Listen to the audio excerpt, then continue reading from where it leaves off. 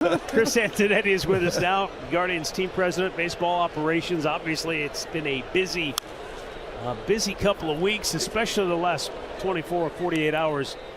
It's been wild to watch from afar. For you up close and personal, how nuts is it when you see a team like Minnesota trade away almost 40% of their active roster in a 24-hour span? And what impact, what ripple effect does that have on the rest of the industry? Yeah, it is a chaotic and frenetic time of year. And the crazy thing to think about, for what was it, the 36 trades or something that happened, there are literally hundreds of other trades that were talked about that didn't happen. So what you're seeing and what ends up happening is just a tip of the iceberg of the work that's going on this time of year. When a team is that active, or let's say the Padres, when are they not active? What does that have an effect, though, if other teams, I won't throw you in there specifically because I know you don't like to divulge specific conversations, but if teams are talking about a trade and then those teams consummate a deal, then all of a sudden the player pool starts shrinking as far as the prospects and everything, right? Yeah, that's part of the equation. I think you're always trying to survey the market and find out, who else is looking for the things you might be looking for, to have an idea what the supply and demand looks like. So as guys come off the board, that definitely changes the dynamics between teams. You have to be thrilled when it's over with, when it's all said and done, and yeah, you can, getting some sleep is helpful. Right, yeah. So but at the same time, it's a fun time of year and it's a lot of work. But ultimately, the way we try to look at it, it's an opportunity for us to try to advance and put the organization in a better position moving forward. I know it's never easy to say goodbye to players that you've drafted and developed and have watched them flourish, like Shane Bieber, but tell us about Cal Steffen, the player that comes back from Toronto in that deal. Yeah, as you said, Matt, it's an incredibly difficult thing to trade someone like Shane Bieber. He's meant so much to our organization on the field and in the clubhouse.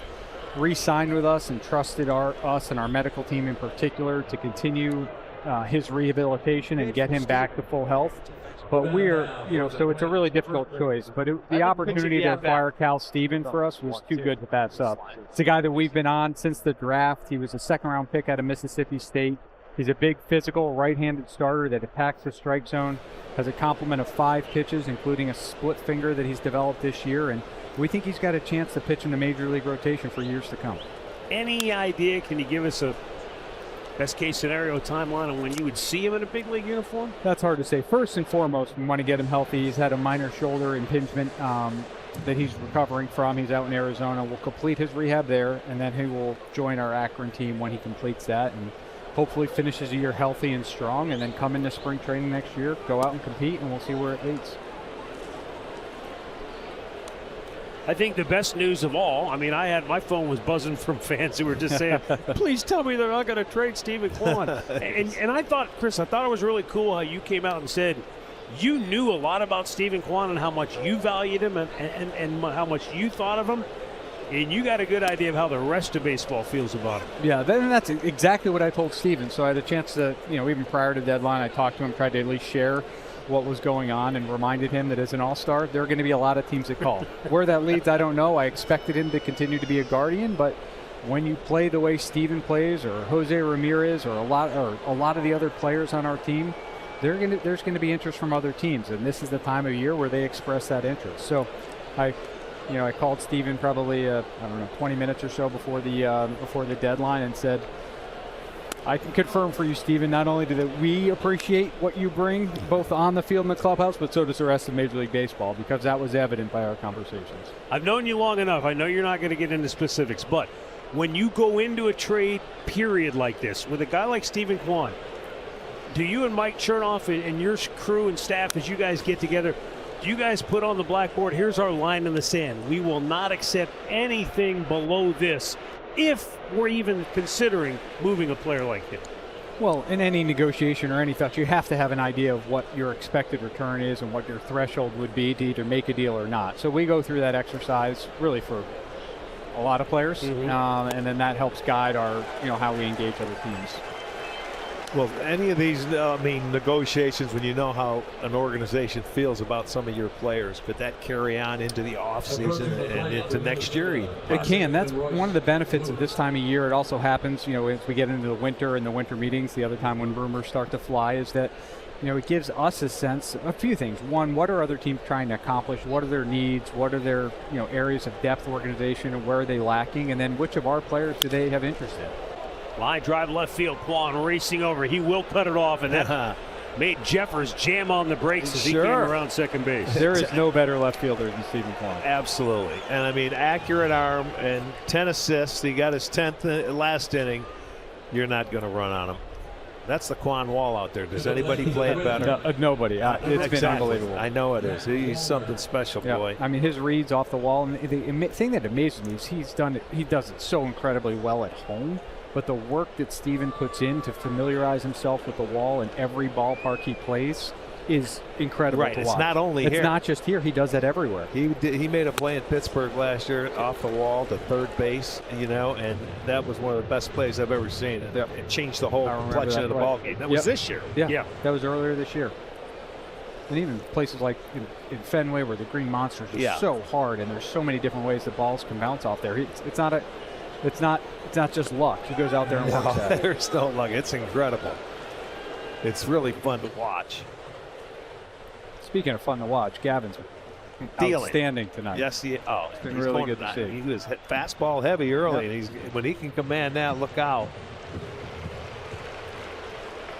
And 2 starts ago against Oakland, he didn't have a 2-0 count. He had 11 punch outs, and he was throwing his breaking balls for strike. He had everything working that night. When Gavin attacks the strike zone and is filling up the zone, he can be really tough. He's unhittable. 2-strike pitch. And Wallner spoils another one. It feels like ever since he started going to that cut fastball, something he could really feel good about being able to command and throw anywhere for a strike. That kind of was the secret to unlocking the mysteries of being consistent. That's been a big part of it. He's added that. He's mixed in a sinker a little bit more to right-handers to give them a different look, another type of fastball. So this is part of the development of a young pitcher. I think we're seeing firsthand. Well, with a 147 batting average against left-handers, give me a break. I think it's the best in baseball. It is. Yeah. It is the best. If he can have that something going into the right-handers, like the sinker. Exactly. And that was one of the reasons he tried to add that in, was to be able to have something kind of coming into the right-handed hitters, give him something else to think about. Yeah, he's growing more and more every start out there. Missed up high, 2 balls, 2 strikes. Stephen Vogt told me before the game he never allowed himself to get too far down the road to think about, all right, if Shane Bieber comes back for this many starts, we can pencil him into the rotation for this amount of time. But boy, you had to start as he got closer and closer. You had to weigh that between, how much could he potentially help you this year versus, is this the best time to make a trade in terms of maximizing the value you get in return? You nailed it. Those are all the considerations we had to work through, and I'm really good after the fact, folks. After it's all said and done, I'm the guy you want to talk to. So those were all the considerations we needed to weigh, and I think with the way Shane was heading, we were kind of expecting that he would opt out of his player option, so really he would only be here through the balance of the year. Good take by Wallner. He showed some patience as he draws a walk and extends. Doesn't it always work that way after we talk about the guy dominant, pounding the strike zone? The walk inevitably happens. Okay, but this is the big out you got to get right now. You got 2 outs. Chris, we don't believe in that. It's not us talking that are the problem. It's the players that make the plays. There you go, Andre. Yep, I'm going with that. But trust me, if you had Twitter, they'll be telling you it's your fault. That's yet another reason why you won't find me on social media. I'm learning that the hard way. Yep. Just direct him to Andre. Hey, Andre, tell him to fax it to me. If they have a fax machine. Yeah, exactly. I said that to my younger daughter the other day. She's like, Dad, what is a fax? You're right. Bases loaded, 2 down.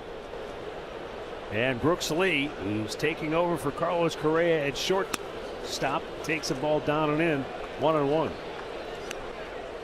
One of the best gags I've seen in recent years was people giving young kids an old school telephone and said, make a call with that. And it's fantastic. I couldn't figure it out. Yes. How do you get this thing? How do you get it? The buttons don't push. Gets away, but nobody can advance. Bo pounced on it quickly, and Gavin was at home plate to cover. You got Jeffers on third base, who's a catcher. And you can see he's coming down the line. He sees that ball in the dirt. He started, but he didn't really get a good read on it. But Bo jumped on it quickly, and he stays at third, which is a good thing.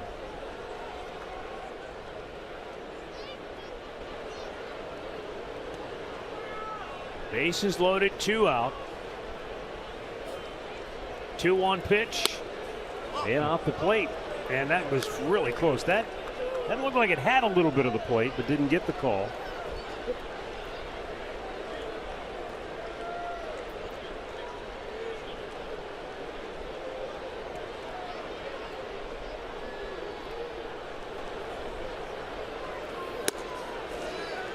Yep, that'll send him scurrying on the bases on the next pitch.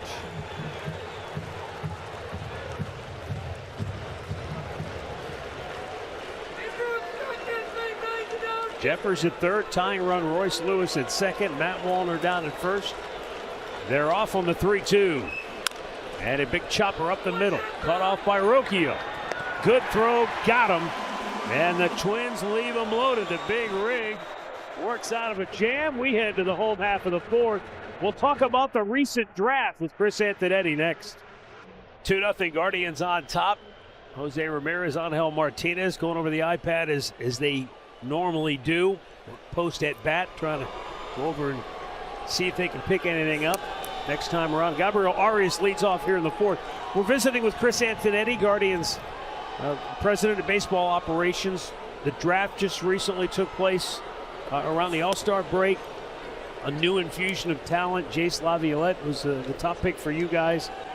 How did that draft unfold for you, and how do you feel about the new group of players coming into the organization? Yeah, it's a really important and exciting time for our organization because it gives us an opportunity to bring in a new influx of talent. And we were really pleased with the group that we were able to bring in and sign almost all of them, with the exception of one so far. So it's an exciting time for the organization, and a guy like Jace is one of the numerous big physical athletes that we were able to sign in this draft. And that's just the way kind of things worked this year and the players that were available to us at the time we picked. And we're really excited about the group, and we're excited for them to begin their career. High pop, shallow right. In comes Matt Wallner. So that whole group was out in Arizona for what we call our foundations program, where we bring them all in and help them acclimate to the organization. They get a chance to meet with our player development staff, our coordinators, members of the front office, so they can get a chance to learn a little bit about the organization and the transition to professional baseball, and not just what to expect on the field, but off the field as well. So grateful for our leaders out in Arizona, like Alyssa Nacken and a number of others to help facilitate that program for us. Just noticed 3 of the first 5 picks were college outfielders. In general, how much farther along are the college players in terms of how much time they need to develop before they're quote-unquote big league ready? Yeah, each guy's a little bit different, but typically they have a couple of year head start on some of the high school guys that join. Some of the more advanced college guys may start in high A, for instance, where some of the younger high school players will start at our complex league out in Arizona. Little difference, when you're coming out of high school, you haven't been to a level where that game speeds up on you a little bit. Very much so. In terms of just the physical maturation of young men, from the difference between 17 and 18 years old and 20, 21, 22 makes a big difference. Yep. You'd barely been out of Niagara Falls when you got drafted. I know, it was scary, but you know what? You get used to it quickly. 1 out, Carlos Santana. He singled and scored in the second inning. Once upon a time, he was one of those young prospects working his way through the minor leagues. Speaking of those young prospects, Chris, how many guys could we or should we expect to see between now and the end of the season? Guys who we've heard a lot about in the minor league system.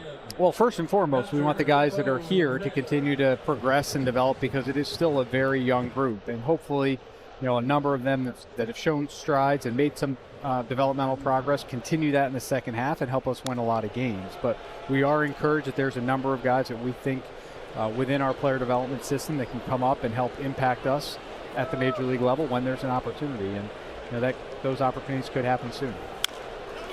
Big bouncer to first. And the Guardians go quickly. Chris, thanks so much for stopping by. Appreciate My pleasure, guys. Always great to be with you. Thank you, Chris. Thank you. Chris Antonetti. Guardians 2, Twins nothing through 4 in Cleveland.